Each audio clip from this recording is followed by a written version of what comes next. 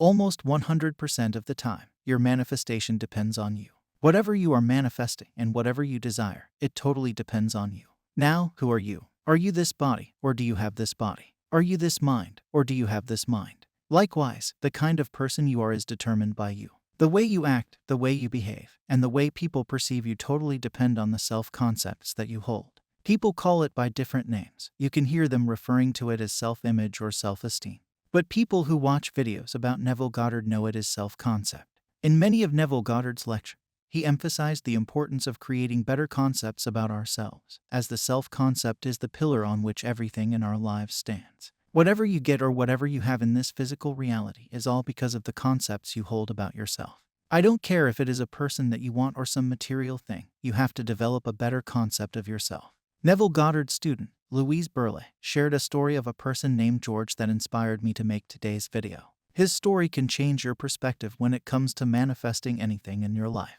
This story is about his career, where, despite being an engineer, he failed to get a job. Now, instead of a job, it can be about getting a specific person for you, a car for another, or an online business or fame for an influencer. You will relate to it if you listen to it carefully. The story starts with a very inspiring quote, and this quote has captured my attention. It is from William Martson, where he says, "We are always playing some role in life. Why not select the role of a successful person and reinforce it?" Now this is where it hits me hard, and I am sure you too can relate to it. We are playing roles in our lives. We are playing different roles all the time. You play the roles of a child, a friend, a partner, an employee, an employer, a viewer, a lover, a cousin, and a teacher. Like this, many of us choose our roles based on the previous belief systems we had. This is what makes you appear different in the physical dimension from the people around you. Yet the basis of it remains consciousness. Everyone, before introducing their role, tells you that I am a teacher, an employee, and an artist. When they say I am, and then they add some particular role, they are becoming conscious of that role, and then they are playing that role in the physical world. The same happened with a person named George. George became an engineer, but in his college days, he used to wash dishes, mop floors, and take the garbage out of the college courtyard. He was doing this part-time job. He did this part-time work until he graduated. He got his degree in engineering, and he started searching for jobs. He applied for some jobs, but somehow the interviewers were not impressed with him. Every time he appeared for the interviewer seemed to be not at all interested in him. He was not able to figure out what was happening to him. He started feeling underconfident, and he faced many rejections. This pattern continued. He got rejected by every interviewer, and he was living at home because his part-time job of washing dishes was not enough for him to find a place elsewhere. He started staying in his room all the time. He started avoiding interactions with the outside world. His parents understood his behavior and tried to help him. But it didn't work, as George lost all his hopes and identified himself as a person who could not face any more rejections. But one day, while watching television, George came across a story of a person that was very similar to his own. In this story, the person resolved his problem by visiting a psychologist. At that time, George had no money, and he couldn't afford a psychologist. So, George was trying to find a solution, and he suddenly remembered that there was a psychology professor in his college. With lots of courage, George went to meet him. They went to the cafeteria and had a conversation while having a sandwich. George told his story, where he said that he has been unable to find a job for the past year and that he worked very hard in the kitchen, cleaning these dishes. He worked at this cafeteria as a part-time worker. He has a degree in engineering, yet no one wants to hire him. The psychology professor understood his problem.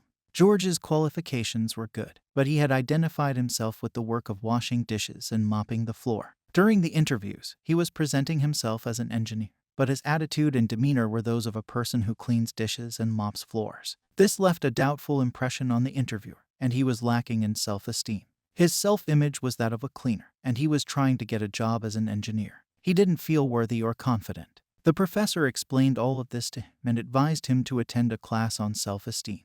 George thought to give it a try and went to class. He started applying the knowledge he was taught about silent identification.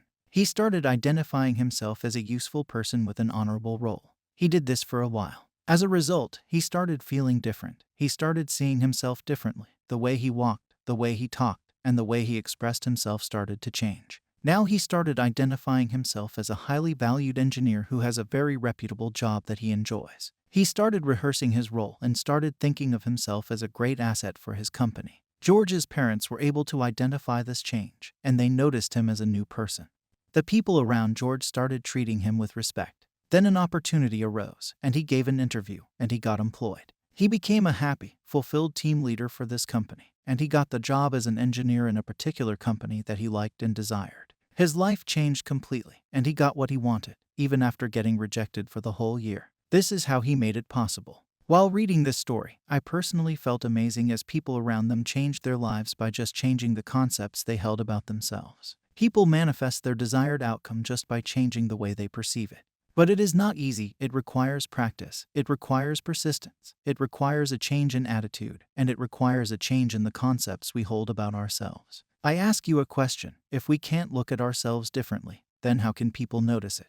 How can they act differently toward us? I know you understand my point here. Almost 95% of our behavior, feelings, and responses are habitual. So, self-concept is like laying the foundation. That is why Neville tells you, change your conception of yourself, and you will automatically change the world in which you live. Do not try to change people. They are only messengers telling you who you are. Revalue yourself, and they will confirm the change. I don't care about what you are manifesting, whether it is a person, money, job, or whatever. In every case, you have to change your concepts about yourself. You have to change your self-image. Only by doing this can you change the way the world perceives you. You get better things in life simply by changing your attitude towards yourself.